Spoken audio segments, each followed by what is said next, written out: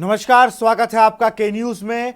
आप देख रहे हैं के न्यूज का विशेष कार्यक्रम जनहित और आज जनहित में बात करेंगे महंगी कोचिंग सस्ती जान।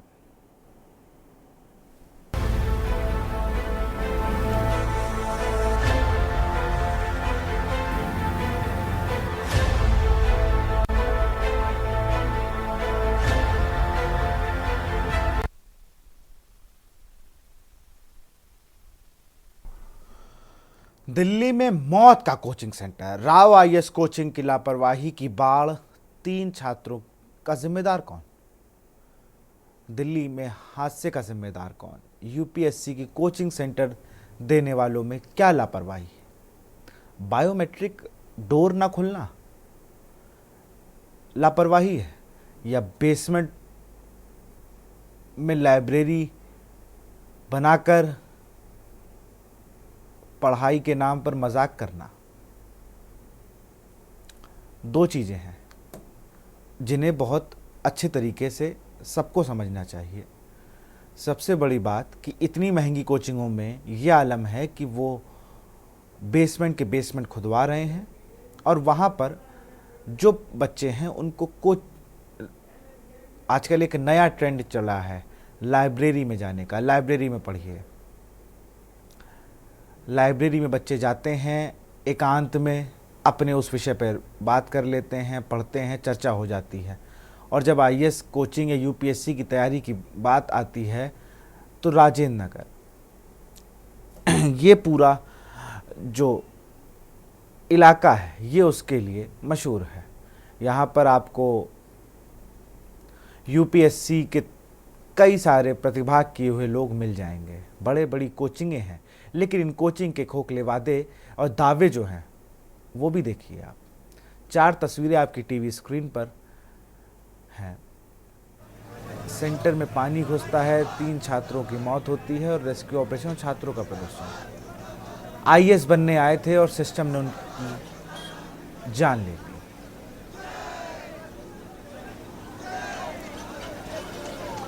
एक जैसा मुझे अभी मैं कहीं पढ़ रहा था कि एक बच्चे ने अपनी जो माँ से बात की कि मैं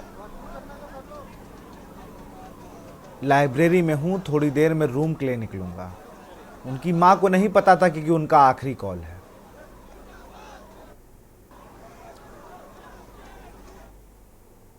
उनको ये नहीं पता था कि भाई ये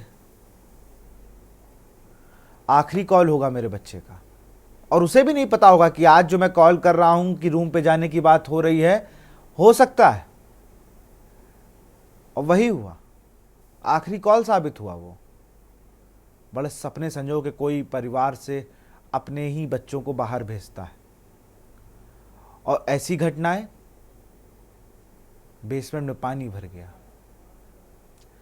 वो लोग कहां हैं, हुक्मरान कहां हैं वो दिल्ली के, जो बड़ी बड़ी बातें करते हैं? सिर्फ राजनीति होती है। उन बच्चों के घरों से जाके पूछिए कि उन्होंने किस सपने संजो कर उनको वहां भेजा था। ओल्ड राजेंद्र नगर राव इंस्टीट्यूट, 3 लोगों की मौत। आईएएस कोचिंग सेंटर के बाहर छात्रों का धरना। इन्हें नहीं पता था कि हम कभी धरना प्रदर्शन करने आएंगे। ये लोग अमूमन करते भी नहीं, समय नहीं होता।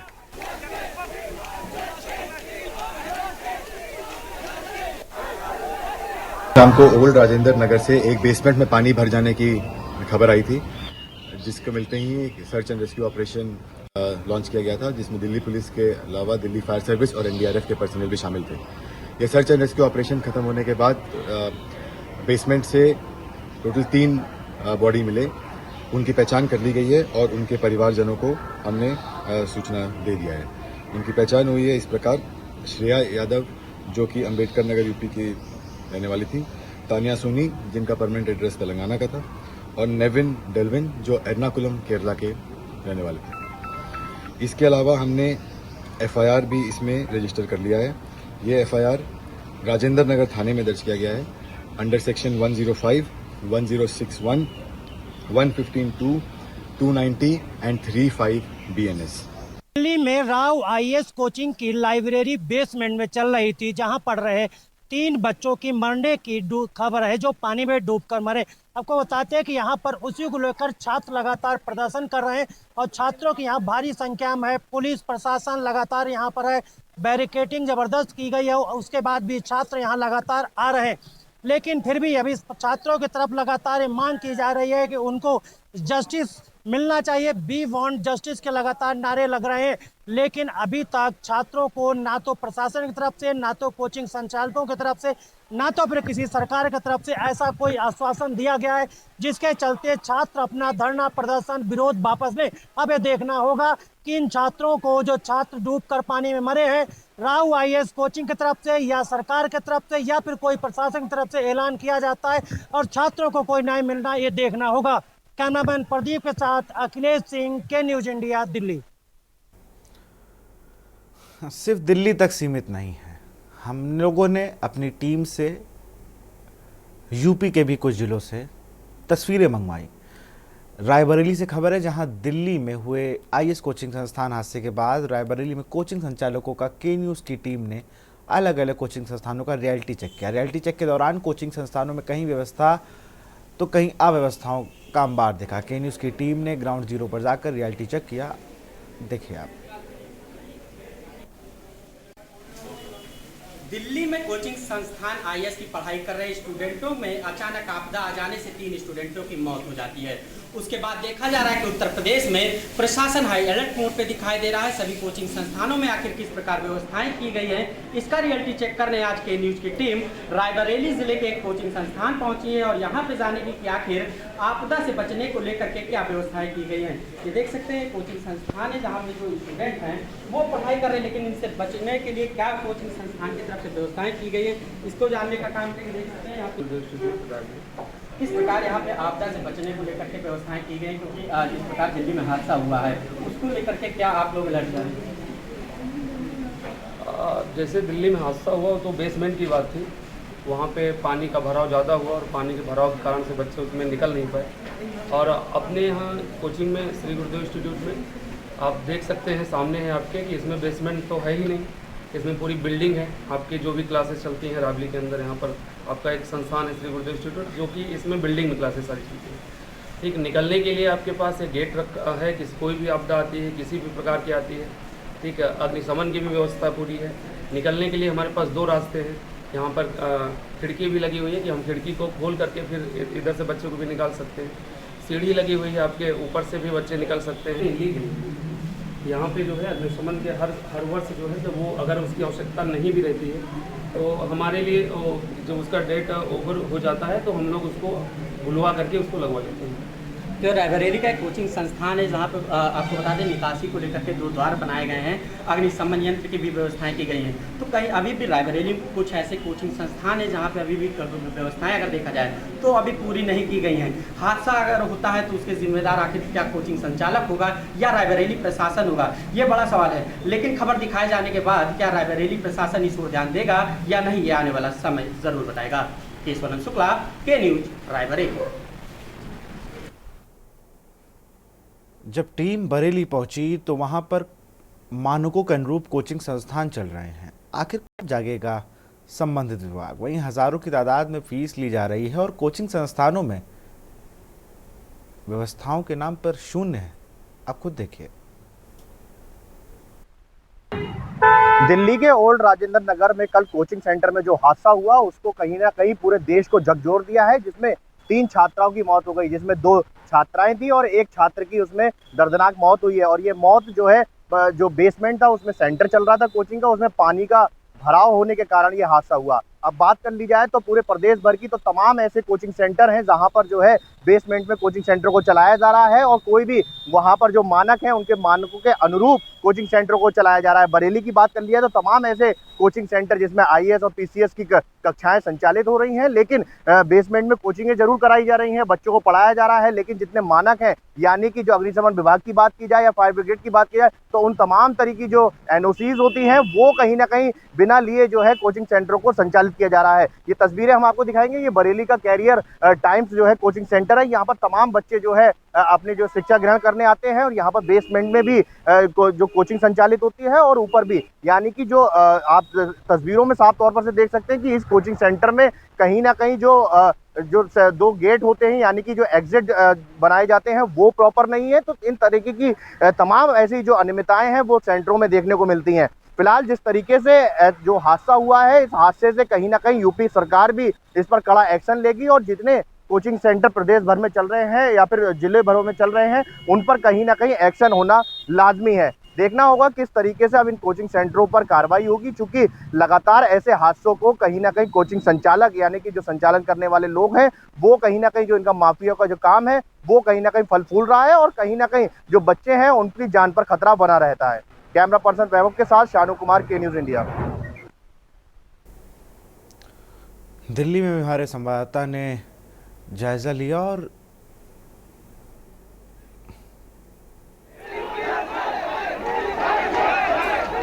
ये हादसा जो हुआ 3 छात्रों की मौत हुई और अब प्रदर्शन शुरू हो गया है। ये तस्वीरें ओल्ड राजेंद्र नगर की है।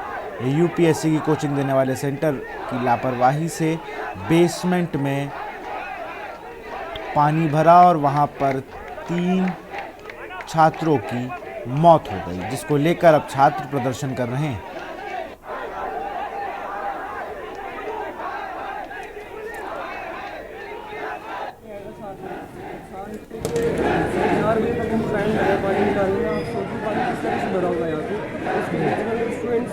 जी जैसे मीडिया में आ रहा है कि 3 लोग खत्म हुए हैं, जब किसी ने हमें बताया नहीं, कोई बोलता है 15, कोई बोलता है 20 है।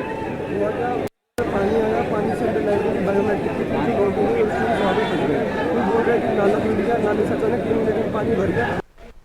मैं लगातार लिखते भी रहता हूँ अवेयरनेस के लिए युवाओं के। मेरा डॉक्टर विक्रम चौरसिया हुआ, मैं खुद छात्र भी हूँ, पढ़ता भी हूँ।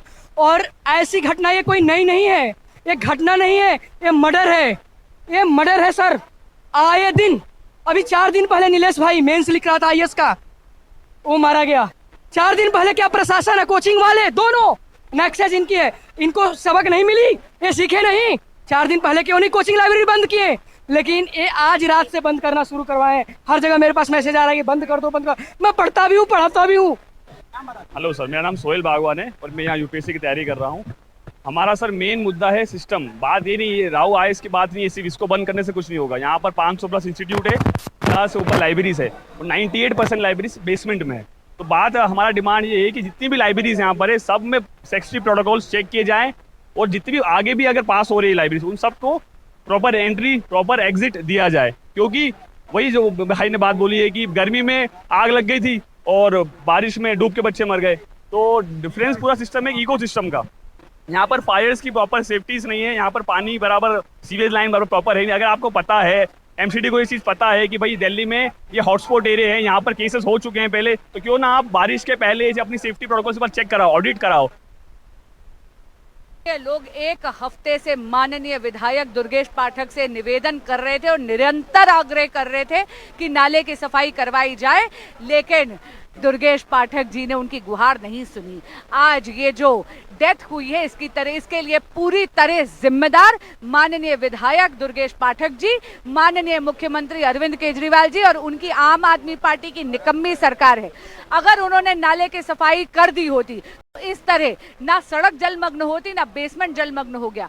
इतनी ज्यादा बुरी हालत है कि यहाँ पर डाइवर्स का इस्तेमाल करना पड़ रहा है। कह रहे हैं कि फर्नीचर भी फ्लोट कर रहा है।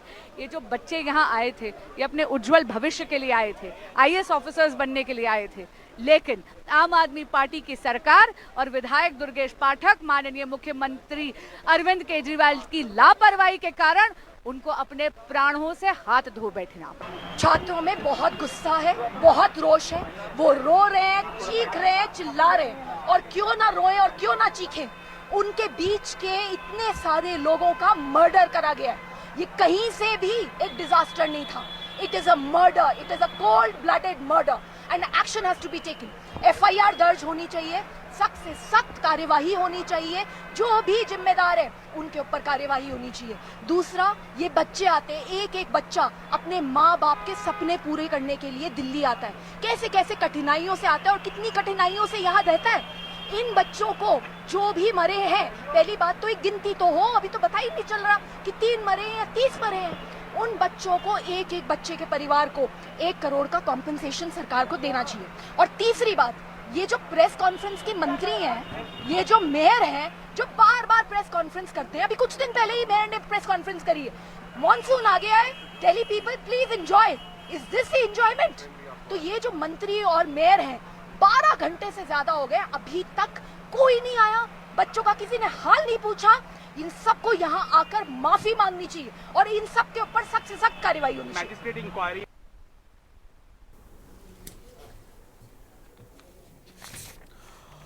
कुछ गेस्ट भी हैं हमारे साथ, बीजेपी के प्रवक्ता हैं डॉक्टर अवरल मलिक, आपका स्वागत है। अखिलेश सिंह हैं, हमारे विशेष संवाददाता दिल्ली से हैं। अखिलेश जी का ही रुख करूंगा पहले, फिर अवरल मलिक के पास आऊंगा। अखिलेश जी, अभी मैं स्वाति मालीवाल को सुन रहा था, आपकी राज्यसभा सांसद हैं, फिलहाल आपसे तलखित रेवत चल रहे हैं उनके, ये उनका निजी और आंतरिक मामला कह सकता हूँ पार्टी का, कि वो आम आदमी पार्टी की सांसद हैं या नहीं, लेकिन कुल मिला के बात तो उन्होंने सही कही है। दूसरी चीज़, मैं बांसुरी स्वराज को सुन रहा था, सबने टारगेट किया। स्वाति मालीवाल की 2 बातें अच्छी लगी, भाई कंपनसेशन दिया जाए, लेकिन एक तरफ टारगेट हो रहे हैं और इस टारगेट और एम बनाने के चक्कर में मुझे लग रहा है कि बच्चे पिस रहे हैं। बच्चों की मांग है कि अब भाई लाइब्रेरी इतने दिन से है, उस नीचे करके रख दी है, उसको बेसमेंट में है, तो जाहिर सी बात है कि कोई भी अनहोनी होगी तो वो जल्दी रिवाइव कर ही नहीं पाएंगे बेसमेंट में, अगर कुछ भी होता है तो। अखिलेश जी बिल्कुल, जिस तरह से राव आईएएस कोचिंग में जो हादसा हुआ है, उस हादसे में 3 बच्चे की जान गई। 3 छात्रों को जान जाने के बाद अब छात्र उत्साहित, बेहद आक्रोशित है, धरना प्रदर्शन कर रहे हैं, विरोध प्रदर्शन कर रहे हैं और लगातार यहाँ पर चल रहा है। जहाँ मैं खड़ा हूँ, हमारे पीछे साइड में जबरदस्त तरीके से धरना प्रदर्शन चल रहा है, देखिए बैरिकेडिंग लगी हुई है और पीछे से आपको आवाजें भी आ रही है, वहाँ पर जो धरना प्रदर्शन लगातार चल रहा है। लेकिन सबसे बड़ा सवाल उठता है कि आखिर जो भी कोचिंग संस्थान यहाँ पर चल रहे हैं, जो फिलहाल आईएएस सर्किल की जो घटना हुई है, उस घटना में 3 छात्रों की जान गई है, उसको लेकर अब राजनीति चरम पर है। यहाँ पर जो छात्र की मौत हुई है, उनके परिजनों को अलग दुख है। यहाँ पर जो समस्याएं कोचिंग संस्थानों में है, वो अलग सवाल है। दूसरा है कि बेसमेंट में जो कोचिंग कुछ क्लासेज भी चलाते हैं, लाइब्रेरी भी चलाते हैं, तमाम अन्य एक्टिविटीज बेसमेंट में होती है। ऐसा नहीं एक लाइब्रेरी ही चल रही है, कई कोचिंग संस्थान है जहाँ वो क्लासेज भी चलाते हैं, कई ऐसे संस्थान है जहाँ वो ऑफिस भी चलाते हैं, कई ऐसे संस्थान है जो अन्य एक्टिविटीज चलाते हैं। तो ये जो कोचिंग चल रही है, उन कोचिंगों में हर कोचिंग संस्थान कोई इस तरह की एक्टिविटीज करता है, चाहे उसके पास बेसमेंट है, अगर बेसमेंट नहीं है तो वो किसी अन्य तरह से करता है। लेकिन सवाल यही उठता है कि चाहे वो दिल्ली की सरकार हो, चाहे वो एनसीपी की सरकार हो, आम आदमी पार्टी की सरकार हो, तमाम तरह के सभी पर सवाल उठता है कि आखिर इन पर पहले कोई क्यों नहीं, जब भी कोई हादसा होता है उसके बाद ही इन पर सवाल खड़े होते हैं। दूसरी पार्टियां भी इसी तरह से आरोप लगाती हैं, पहले भी इसी तरह के सवाल उठते रहे हैं। सरकारें बदलती रहती है, मेयर भी बदलता रहता है, मेयर एमसीडी में दूसरों की सरकारें रही हैं, अब दूसरों की सरकारें हैं, आगे भी दूसरों की सरकारें होंगी। दिल्ली में सरकार आज जिसकी है, सवाल उससे होगा, वर्तमान एमसीडी में जिसकी सरकार है, जिसका मेयर, सवाल उससे होगा। लेकिन समस्याएं जस्ट तस रहती हैं, उनका समाधान किसी भी सरकार नहीं होता है। यही अधिकारी होते हैं, यही संचालक होते हैं, यही कार्रवाई करने वाले होते हैं, यही नोटिस देने वाले होते हैं, यही चुनौती देने वाले। सवाल यही है, लगातार एक के बाद एक इस तरह की घटनाएं होती हैं। अभी पिछले दिन बारिश हुई थी, कुछ दिन पहले बेसमेंट में ही करंट लगने से छात्र की मौत हुई। क्या उस समय ना तो सरकार जागी थी, ना तो प्रशासन जागा था, ना तो एनसीबी जागी थी, ना तो एनएससी देने वाले अधिकारी और विभाग जागे थे, उन्होंने कोई कार्रवाई की। लेकिन बड़ा सवाल ये है, अखिलेश जी, मेरा सवाल ये है कि भाई 500 से ज़्यादा कोचिंग रन होती हैं ओल्ड राजेंद्र नगर में, 500 से ज़्यादा, और उन 500 से ज़्यादा मुझे लगता है कि लगभग 400-500 इतनी ही लाइब्रेरियां भी होंगी, ऐसे ज़्यादा ही होंगी मुझे लगता है, और सारी लाइब्रेरियां बेसमेंट में। देखिए सवाल ये बड़ा है कि सारी लाइब्रेरियां बेसमेंट में थे। जितने कोचिंग संस्थान चल रहे हैं उन सबकी लाइब्रेरी तो है ही है, बाकी कुछ अलग से भी लाइब्रेरी चल रही है जो अलग से लाइब्रेरी की सर्टिफिकेट हैं। वहाँ भी जाते हैं। कई कोचिंग संस्थान ऐसे हैं जिनकी लाइब्रेरी अच्छी नहीं है, दूसरी लाइब्रेरी में वो पढ़ने जाते हैं जहाँ लाइब्रेरी अच्छी है। सवाल यही है कि बेसमेंट में ही क्यों लाइब्रेरी बनाते हैं। उसका भी सबसे बड़ा ये है कि वो उनको जो पार्ट लेते हैं बेसमेंट में लाइब्रेरी जाने के लिए, उसका कॉस्ट कम होता है, तो कोचिंग संचालक इसकी कॉस्ट कटिंग करने के लिए, बाकी चीजों की कॉस्ट कटिंग करने के लिए बेसमेंट कर लेते हैं। क्योंकि ऊपर की फ्लोर होती है, जितनी होगा first floor, second floor, third floor पे उनको अन्य सुविधाएं भी देनी पड़ेंगी, लिफ्ट का भी इंतजाम करना पड़ेगा, तमाम चीजों का इंतजाम करना पड़ेगा। तो इस तरह की व्यवस्थाओं को इस्तेमाल और कोचिंग संचालक उसके कॉस्ट कटिंग को लेकर बेसमेंट का इतना इस्तेमाल करते हैं कि लाइब्रेरी को बनाया जाए या फिर स्टोर रूम के रूप में यूज किया जाए। लेकिन जो दिल्ली के कोचिंग संस्थान है, ओल्ड राजेंद्र नगर या राजेंद्र नगर करोल बाग इस इलाके की बात की जाए तो यहाँ पर करीब 500 सेंटर को लेकर अगर पूरी दिल्ली मुखार्जी नगर देखा जाए, रोहिणी देखा जाए, वहाँ भी काफी कोचिंगें चलती हैं। तो सारी कोचिंगों मिला के देखा जाए तो करीब 1000 के आसपास कोचिंगें चल रही है। तो लगभग ज्यादातर कोचिंगों में और कोचिंग संस्थानों में लाइब्रेरी बेसमेंट बनाई गई। उसका सीधा है कि कॉस्ट कटिंग का अपना रहता है। अगर वो कॉस्ट कटिंग का नहीं होता है, पैसे बचाने का मुद्दा नहीं होता है, बिल्कुल वही एक फैक्टर है। मैं भी कई कोचिंगों के लाइब्रेरी को मैंने देखा ना, ये ट्रेंड बड़ा आ गया आजकल तो लाइब्रेरी का। मैं और अभी 2 राजनीतिक दलों से हमारे साथ लोग जुड़े हुए हैं, उनसे भी सवाल लूंगा। उससे पहले एक दर्शक हमारे साथ सुरेश अवस्थी जुड़ चुके हैं। सुरेश, अपनी बात को रखें।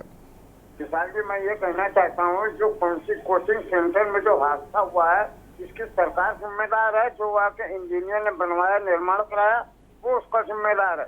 तो जिम्मेदारी से ही नहीं काम करेंगे, जो लापरवाही बरती है, इनको सलाखों के पीछे होना चाहिए। छात्रों की मौत से खिलवाड़ करने वालों को कभी बख्शना नहीं चाहिए। जी बहुत बहुत शुक्रिया सुरेश जी अपनी बात को रखने के लिए और पॉलिटिकल पार्टीज से उनका रुख जानेंगे, लेकिन एक छोटे से ब्रेक के बाद।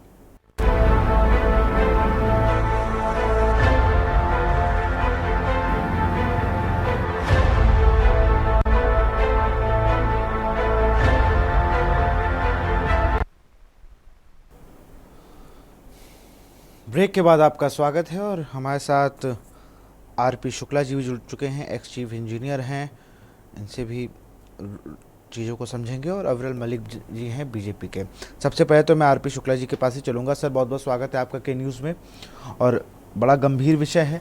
मैं आपसे बस जो मूल बात है, बेसमेंट में जो अब जिस तरीके के बेसमेंट्स बनते हैं, लाइब्रेरी का होना, लाइब्रेरी को खोल देना, या मैं देखता हूँ कोचिंग सेंटर अमूमन तौर पर अब बेसमेंट का प्रयोग वो अपनी क्लासेस के लिए कर रहे हैं। पहले वो अमूमन पार्किंग के लिए हुआ करता था। सर जी, बेसमेंट में जैसे भी मानवीय हैबिटेशन का भीड़ का कोई प्रावधान नहीं है। नेशनल बिल्डिंग कोड साफ कहती है कि बेसमेंट का यूज पार्किंग में करिए, सर्विसेज के लिए करिए, स्टोरेज के लिए करिए, परंतु वहाँ बैठा के कोई भीड़, सभा, मीटिंग, क्लास, लाइब्रेरी, ये सब नहीं किया जा सकता, ये अवैध है।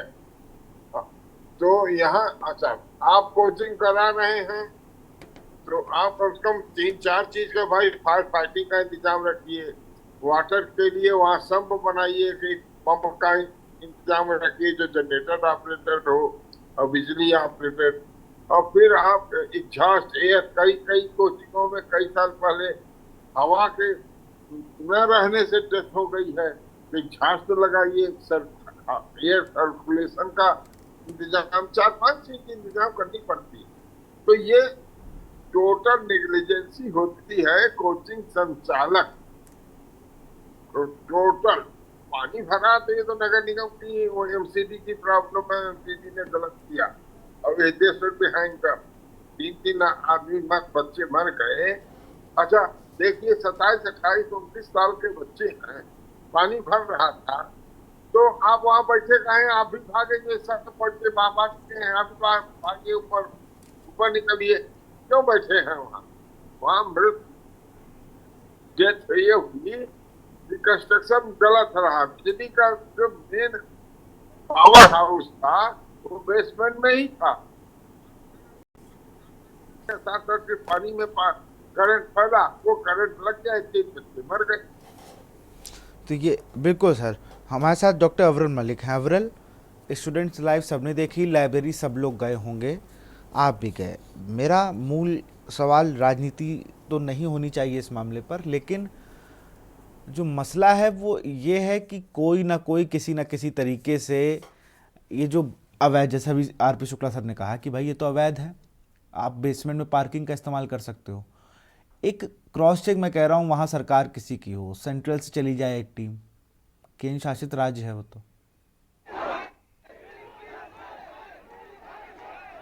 जी नहीं, देखिए जिस प्रकार से ये निश्चित रूप से बहुत दुखद है, निंदनीय है, और इस घटना को घटने से रोका जा सकता था, लेकिन जिस प्रकार से दिल्ली की निकम्मी सरकार ने कार्य किया, जिस प्रकार से वहां के क्षेत्रीय विधायक के द्वारा कार्य किया गया, स्थानीय लोगों की मांग के बावजूद, और जिस तरीके से बांसुरी स्वराज जी के द्वारा इस विषय को स्पष्ट भी किया गया है, मौके पर पहुंचकर जिस प्रकार से उन्होंने इस विषय को स्पष्ट किया है, तो इस विषय को देखना चाहिए। जिस तरीके से आम आदमी पार्टी के द्वारा दिल्ली के लोगों का ख्याल नहीं रखा जा रहा है, छात्रों का, विद्यार्थियों का ख्याल नहीं रखा जा रहा है, और उसके बाद ये किस बेशर्मी के साथ जनता से वोट मांगने के लिए पहुंच जाते हैं। कम से कम इन्हें इतनी शर्म करनी चाहिए कि ये छात्रों का ख्याल रखें, दिल्ली वासियों का ख्याल रखें। शैली ओबरॉय कौन है? ये समाजवादी पार्टी के प्रवक्ता हैं, ये अच्छे से जानते होंगे किस प्रकार से ये शैली ओबरॉय की जिम्मेदारी, अरविंद केजरीवाल की जिम्मेदारी है, दिल्ली की सरकार की जिम्मेदारी है, तो जिम्मेदारी उठाना क्यों नहीं चाहते? अवरल भाई मैं ये कह रहा हूँ, ठीक है सांसद रूटीन चेकअप कर लेते भाई, विधायक अगर कुछ नहीं कर रहे हैं, मेयर कुछ नहीं कर रहे हैं, क्लीन स्वीप है ना वहाँ। जी नहीं, मेयर इनका है, मुख्यमंत्री इनका है, उसके बाद देखिए ये हमारे ऊपर बयान नहीं, मैं इस विषय को इस प्रकार से स्पष्ट कर देता हूं, एक भी आम आदमी पार्टी का व्यक्ति नहीं आया भारतीय जनता पार्टी के ऊपर आरोप लगाने के, क्योंकि इन्हें मालूम है कि गलती इन्हीं की है। ये किस मुंह से आएंगे? मैं तो इस पूरे मसले को देख ही नहीं रहा हूं पॉलिटिकल एंगल से।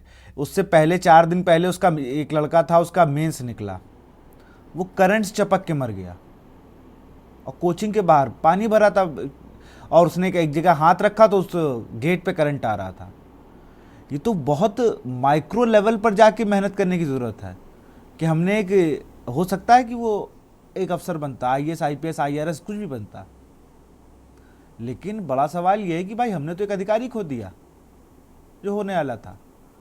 हम कब तक टीवी पर आकर एक दूसरे पर आरोप लगाते रहेंगे?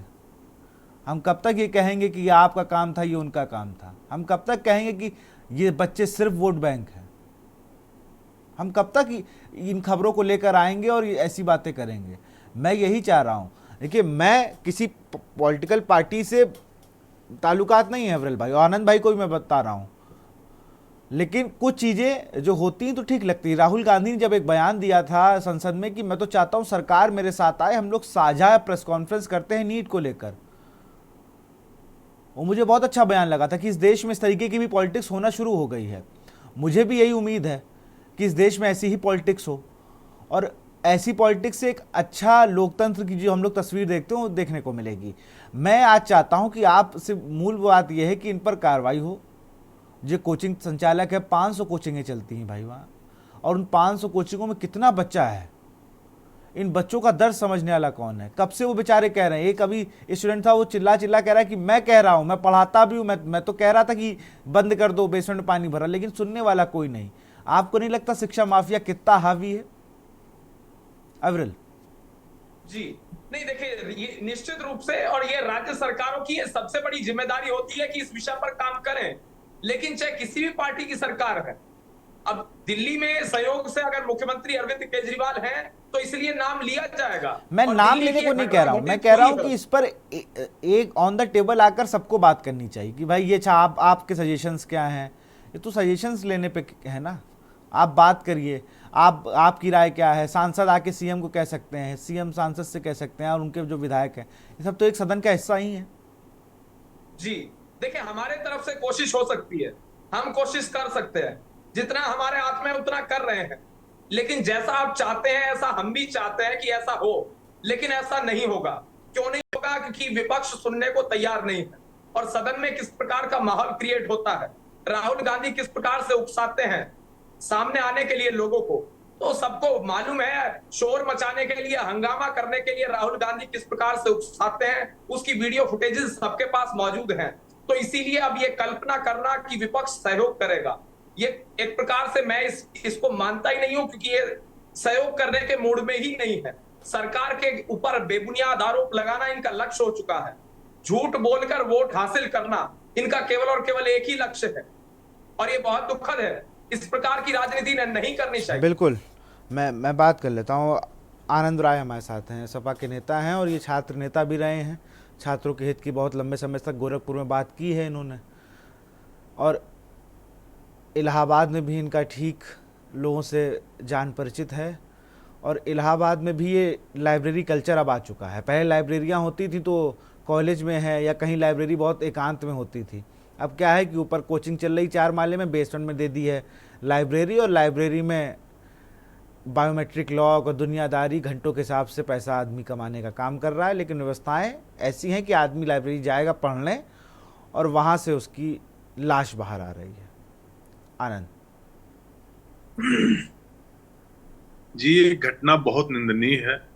देखिए, 3 छात्र मरे और इसके पहले करंट लगकर एक छात्र मर गया। वो गाजीपुर के एक रॉय लड़का था जो अपने घर का एक लौता लड़का था। वो उसको करंट लगने से उसकी जान चली गई। तो विषय बहुत बड़ा है। ये भारत के भविष्य, जिसको हम कहते हैं भारत का भविष्य है ये। और जो घर परिवार छोड़कर दूर राज्य जाकर, दिल्ली जाकर, प्रयागराज जाकर तैयारी करते हैं नौजवान, उनकी सुरक्षा अगर हम नहीं कर पा रहे हैं तो सरकार किसी की भी है उस पे उनको सोचना चाहिए कि हम डायरेक्टर ने क्या गलती किया और चाहे सरकार ने क्या गलती किया, उस पे कड़ी से कड़ी कार्रवाई होनी चाहिए। अभी कुछ ही दिन की पहले की बात है कि राहुल राय नाम का एक लड़का, बारिश हो रही थी, वो गेट छुआ और उसकी जान चली गई। लोग चिल्लाते रहे लेकिन उसकी मदद नहीं हो पाई। अभी देखिए, उसके बाद भी चाहे आम आदमी पार्टी की सरकार हो चाहे भारतीय जनता पार्टी की सरकार हो, दिल्ली में दोनों लोगों की सरकार है। मैं यही कहना चाहता हूं कि जो भी विभाग हो, चाहे वो सुरक्षा का विभाग हो चाहे वो बिजली का विभाग हो, उनसे इनको मदद लेनी चाहिए थी। और देखिए, 3 छात्र मर गए। 3 छात्रों का जाना ये बेहद दुखद है। जिसके परिवार में एक ही लड़का हो, उसके दिल पे क्या गुजर रही होगी, ये हम सभी सोच सकते हैं। आगे मैं यही कहना चाहता हूं, इस पे कड़ी से कड़ी कार्रवाई हो और छात्रों के साथ चाहे किसी के साथ ये दुर्घटना ना हो। और भाई अविरल जी कह रहे थे कि हमको मिलजुल के सरकार के साथ काम करना चाहिए। हम लोग हमेशा मिलजुल के, चाहे विपक्ष के लोग हों, तो हम लोग हमेशा मिलजुल के सरकार के साथ खड़े रहने का काम किए हैं। जहां भी ऐसी बात होती है तो बीजेपी वाले कहते हैं इस पर राजनीति नहीं होनी चाहिए। लेकिन अविरल भाई ने भी कह दिया कि देखिए, इनकी गलती से नहीं, मतलब जान तो गई ना, किसी की जान गई, उस पे चिंता होनी चाहिए। आप क्या मुआवजा दे देंगे, किसी परिवार को कितना मुआवजा दे देंगे, क्यों उसके बच्चे का क्या नाम है पूर्ति हो जाएगी? ऐसी पूर्ति हो नहीं सकती है। इस पे कड़ा कानून बने और जो बच्चे जा रहे हैं अपना घर परिवार छोड़कर, सरकार एमसीडी बिल्कुल या चाहे बीजेपी की कोई भी हो, जब तक कानून बने हैं, कानून का सख्ती से पालन करा लें, ये बहुत है। इस देश में हर चीज के लिए कानून है। मैं आरपी शुक्ला सर के पास चलूंगा। सर, जब बेसमेंट्स की बात होती है, जैसे कि बेसमेंट में अगर आपको कुछ करना भी है, मैं कह रहा हूँ पार्किंग के अलावा वहां पर अगर हमें कुछ और काम करूं, बाकायदा उसके लिए एक नोटिस दी जाती है या उसका अप्रूवल लेना पड़ता होगा? जी हाँ, उसमें आप वो जो आर्किटेक्ट होता है वो कंप्लीशन सर्टिफिकेट डीडीए से अप्लाई करता है, तो और completion certificate for particular purpose करता है। तो उस पर्पस में क्या सेफ्टी मेजर्स होते हैं ये डीडीए के लोग चेक करते हैं, और यस होने पर कंप्यूटराइज्ड ही उनको भेज देते। कोचिंग या लाइब्रेरी की आपने डिमांड की है, तो लाइब्रेरी की रिक्वायरमेंट क्या है? टॉयलेट होना चाहिए, एयर सेफ्टी होना चाहिए, एग्जॉस्ट होना चाहिए, वाटर सेफ्टी होना चाहिए। पानी भर रहा है तो उसके लिए आपके पंप बने हो, सम्प बने हो, जनरेटर से कनेक्टेड हो, और ये सेफ्टी हैजार्ड्स को दूर करने की ये पूरी जब प्रक्रिया वहां पूर्ण होती है तभी आर्किटेक्ट कभी दीजिए उनको देगा एनओसी। जब वो एनओसी दे आप लाइब्रेरी चलाइए। बिल्कुल। और ये जो इतनी बड़ी मैं देख रहा हूँ तादाद में लाइब्रेरियां चलने लगी, सर आपको लगता है कि ये सब बेसमेंट में परमिशन लेके चला रहे होंगे? परमिशन दी गई होती तो निश्चित वो सब बनवाता, पंप बनाता, वो नीचे पंपिंग होती, पंप पानी उठा के बाहर फेंक देता, ऑटोमेटिक पानी जैसे ही सम्प में आता पानी चलने लगता पंप। कभी नहीं बिजली कनेक्शन के जो बोर्ड में करंट फैला वो कभी बेसमेंट में पानी के लेवल फ्लड लेवल पर के लेवल पर बोर्ड कभी लगाएंगे ही नहीं, कभी नहीं लगाएंगे। और ऑटोमेटिक एमसीबी है, ये जरा सा शार्ट किया पानी तो एमसीबी डाउन हो जाएगी, एमसीबी लगी नहीं होगी, वो सीधे सीधे ऑर्डिनरी स्विच लगा दिए हैं, चेंज ओवर लगा दिए, उसमें पानी चला गया। एमसीबी लगाना चाहिए इनको, पूरा पैनल लगाना चाहिए। पैनल्स लगाते नहीं है पैसा खर्च करने के चक्कर में, बस सिर्फ लूट रहे हैं और बच्चों की जिंदगी के साथ खिलवाड़ कर रहे हैं। अवरल मलिक कुछ कहना चाह रहे हैं। जी अवरल। खिलवाड़ नहीं, कई 2-3-4 गिरफ्तार हुए हैं। कोर्ट महोदय कृपा करके 2 दिन में इनको जमानत दे देंगी। हम लोग टाटा पे झूठा चिल्ला रहे हैं, उठा करके इनको ऐसा बंद करिए इसी धाराओं में, और कोर्ट के का 2 बेटों को भी कोचिंग में चलवा दीजिए, माननीय न्यायालय जी के, जो रोज हर आतंकवादियों को भी जमानत दे रहे हैं।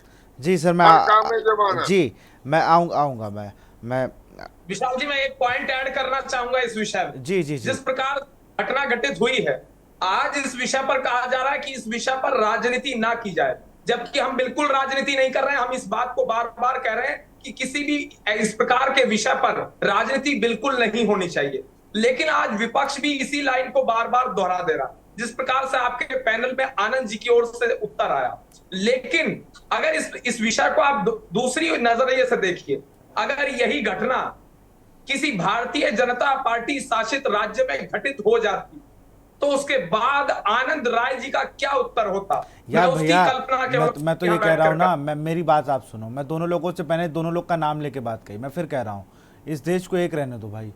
आप लोग कहते हो बीजेपी शासित राज्य, मैं ये सब मानता ही नहीं। आपकी सरकार होगी, आप कंट्रोलर हो, आप चीज़ों को आप बाकी व्यवस्थापक हो आप उस राज्य के। लेकिन आप ये कहो ना कि बीजेपी शासित राज्य, कांग्रेस शासित राज्य, आम आदमी पार्टी शासित राज्य, इससे क्या होता है ना, डिवाइडेशन होता है भाई। आप वरिष्ठ पत्रकार हैं, पत्रकारिता में आपका लंबा अनुभव है, तो उस आधार पर आपने भी इस बात को आज ऑब्जर्व किया होगा इस डिबेट के माध्यम से कि किस प्रकार से समाजवादी पार्टी के प्रवक्ता इस विषय को बचाते हुए नजर आए। अरविंद केजरीवाल का नाम इन्होंने एक बार भी नहीं लिया। मतलब जिसकी सरकार है उसका नाम कम से कम लेना चाहिए, जिसकी गलती है उसका नाम लिया जाना चाहिए। जिस सरकार की उसका नाम ही नहीं ले रहे। ये बात समाजवादी पार्टी के प्रवक्ता कर रहे हैं, इन्हें नाम तो कम से कम लेना चाहिए।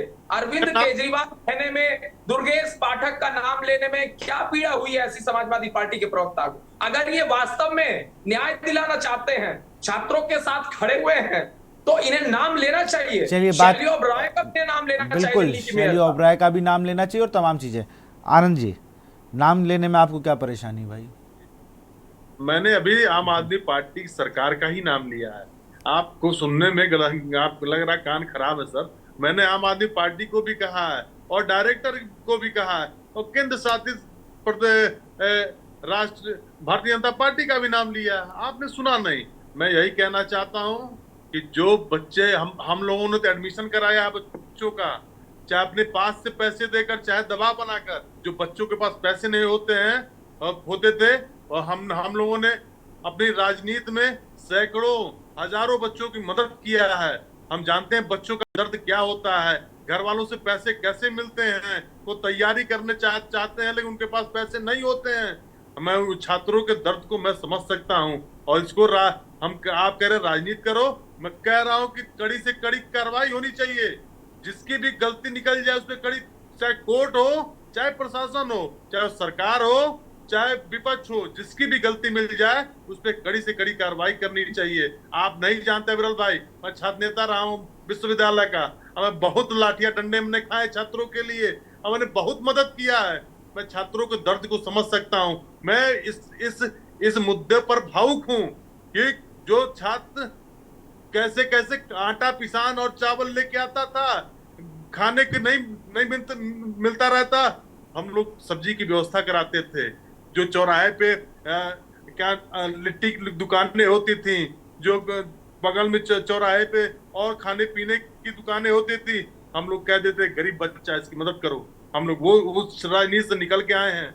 आप तो मान लीजिए नए हैं, लेकिन हम लोग बहुतों की मदद। बहुत अच्छी बात की है, मैं इसके लिए आपका हृदय से धन्यवाद करना चाहूंगा। आपने अच्छी बात की है, लेकिन मेरी ओर से एक छोटा सा निवेदन आपको रहेगा कि अपने नेता अखिलेश यादव जी को एक चिट्ठी भी लिख दीजिए कि इस प्रकार की घटना जो घटित हुई है, इसको लेकर आपके दुख में पीड़ा है, और दिल्ली सरकार की जिम्मेदारी बनती है कि उचित उसमें कार्रवाई करनी चाहिए थी, और ये दुर्गेश पाठक और केजरीवाल की जिम्मेदारी थी। तो इसीलिए अखिलेश यादव हर उस व्यक्ति की जिम्मेदारी, मैं तो कहूंगा, मैं तो हर उस व्यक्ति की जिम्मेदारी कहूंगा, मैं उस कोचिंग वाले की भी जिम्मेदारी है जिसकी वो कोचिंग है और जो वहां पर मौजूद था। वो गेटमैन की भी जिम्मेदारी थी कि वहां पर सही समय पर उसको बताना चाहिए था। वहां पर हर जनप्रतिनिधि की जिम्मेदारी है, हर जनप्रतिनिधि, उसमें सब हैं। मैं ये नहीं कह रहा हूं, उसमें जिम्मेदारी सबकी और उसमें जिम्मेदारी हमारी भी है कि हम लोगों ने इतना बोझ डाल दिया है बच्चों पर कि वो उनको कुछ दिख समझ नहीं रहा है। ये भी एक कड़वी बात है लेकिन सच है। घंटों से लाइब्रेरी में है, यहां जा रहा, हम लोग खुद कनेक्ट नहीं हो रहे हैं अपने बच्चों से। जी जी जी, तो इस पे ध्यान देना पड़ेगा, चाहे किसी भी राज्य, कोई भी सरकार हो। अगर छात्रों के साथ इस तरह का अमानवीय घटना होगी तो मैं इसका कड़ा विरोध करता हूं, चाहे सरकार किसी की रहे। ठीक है, चाहे मेरी सरकार है तो भी मैं विरोध करूंगा। बिल्कुल। और जी मैं रोकूंगा, आनंद आपको रोकूंगा। आरपी शुक्ला सर कुछ कहना चाह रहे हैं जी। जी ऐसा है, ये कोई सरकार और कुछ नहीं, जो काम कर रहे हैं ऑफिसर्स उनको उठाइए, बंद कर दीजिए, सिर्फ बंद कर दीजिए और छोड़िए। 3 महीने इंतजार कर लीजिए। अब वो आईपीसी सीआरपीसी खत्म हो गई है, इस महीने से अभी 10 दिन 15 दिन हुआ, भारतीय न्याय संहिता लागू हो गई है। 3 महीने में रिजल्ट कोर्ट को डिसीजन देना ही देना है, जो तारीख 50 साल चलाते थे।